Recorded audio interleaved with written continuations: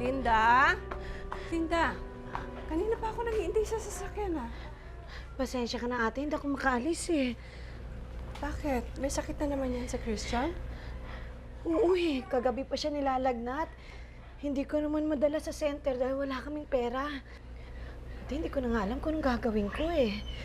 Hanggang ngayon, walang makuhang trabaho si Ceres. Ito naman si Christian, masasakitin. Nahihirapan na nga ako eh. Hindi ko alam kung saan ako lulugar. Linda, bakit hindi mo na lang ipaampun sa akin si Christian? Anong sabi mo? Linda, alam mong baog ako. At hindi na kami pwedeng magkaanak ng mag-asawa. Haalagaan ko siya, bibigyan ko ng magandang buhay. Ate, hindi ko magagawa yun. Hindi ko maatim na paghiwalay ng kambal. Gusto ko lumaki silang sabay. Kilala ang isa't isa. Kaya kahit mahirap, hindi ko sila paghihiwalayin. Ceres! Ceres! Tumataas ang lagnat ni Christian! Ceres! Halika na, dali na natin sila sa center. Mabihis ka na, sige na.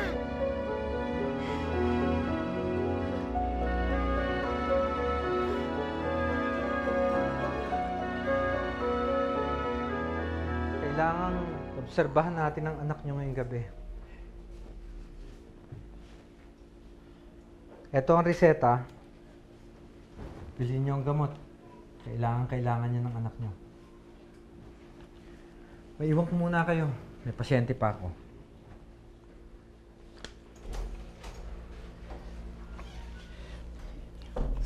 Mangungutang ulit ako sa magpa 5-6. Baon na tayo sa utang doon. Hindi ka na nila pauutangin doon. Eh, wala naman tayong ibang malalapitan pa. Susubukan ko lang ulit. Bakit ba ito nangyayari sa atin? Narinig kong usapan yung magkapatid kanina. May punto siya. Mas maaalagaan nila si Christian kaysa sa atin. Paggaling ni Christian, paampunan natin siya. Ano? Hindi ako papayag. Hindi tuta mga anak ko na pinamimigay. Makinig ka, Linda. Mas may pera sila kaysa sa atin. Mas maibibigay nila mga bagay na hindi natin kayang ibigay. Alam kong masakit, pero kailangan tiisin natin tong sakit na to. Ewan ko. Hindi ko alam. Makinig ka, Linda. Para sa kinabukasan ng anak natin ito, pumayag ka na.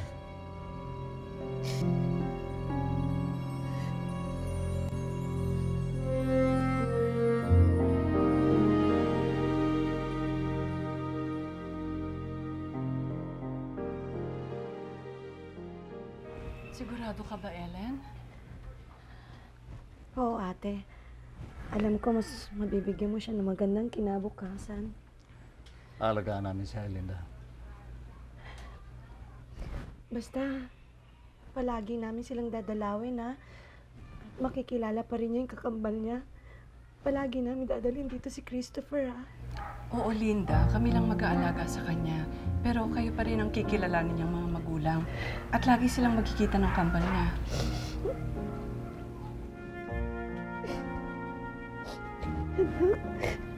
Mahal na mahal ka namin, ha? Wala lang kami mapagpipilian. Pero tandaan mo, ginagawa namin ito dahil mahal na mahal ka namin.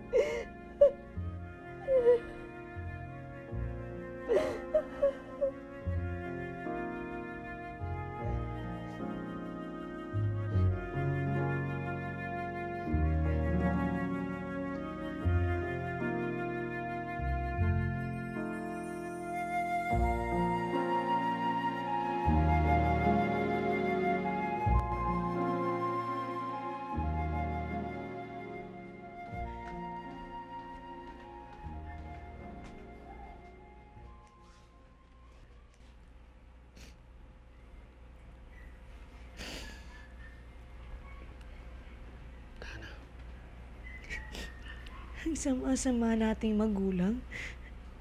Pinaghiwalay natin ang kambal. Hindi ba pinag-usapan na natin ito? Para sa kabutihan din ni Christian ito.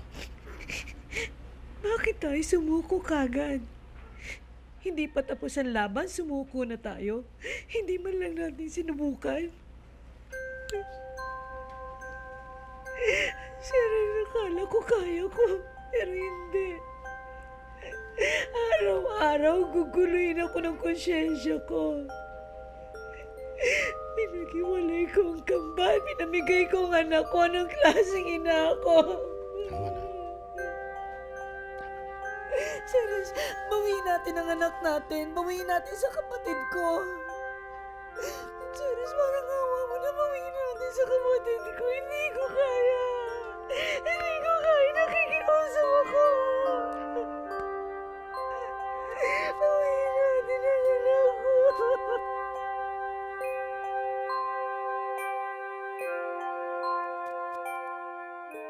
Kaninang pakarga si Christian, hindi ka ba napapagod? Hindi, ayos lang ako. Alam mo, Rico, masaya ako.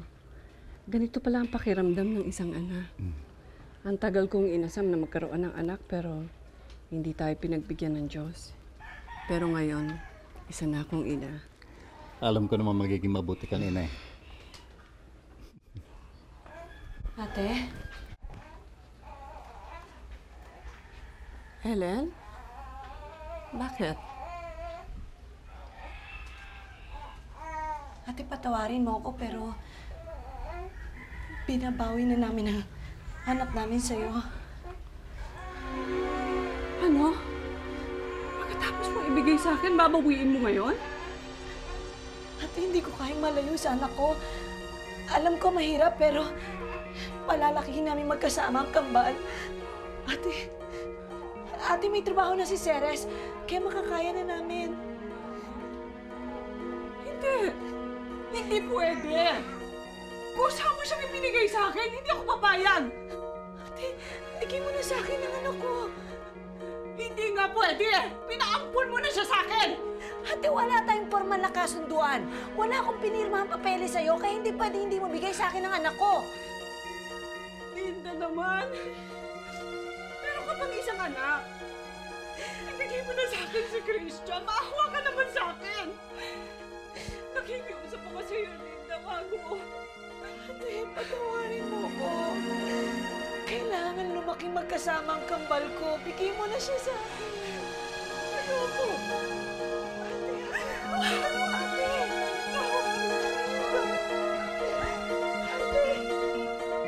Linda! Linda! Ibalik mo sa akin si Christian, Linda, please! Linda!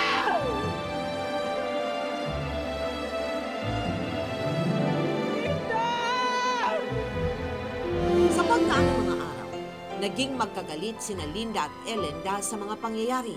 Hanggang sa isang araw,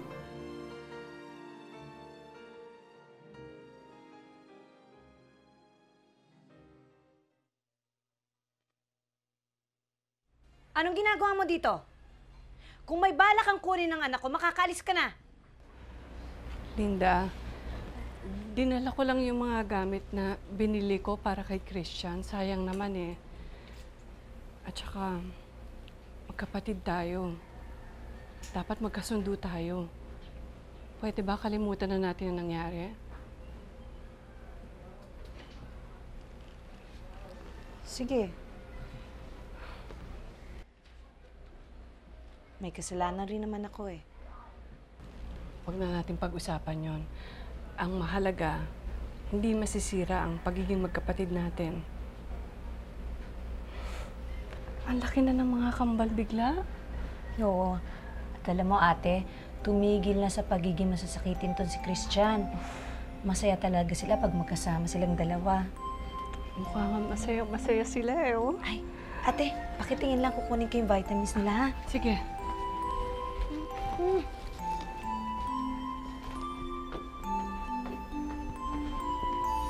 Christian, namiss kita.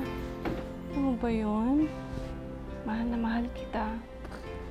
Sayang eh. Kailangan natin magkalayo.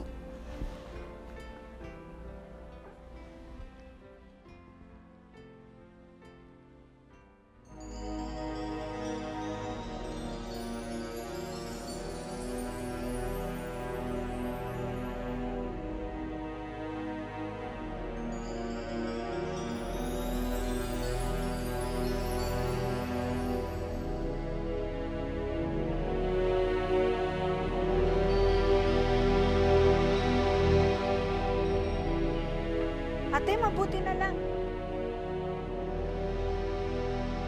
Ate? Ate? Ang anak ko, ate!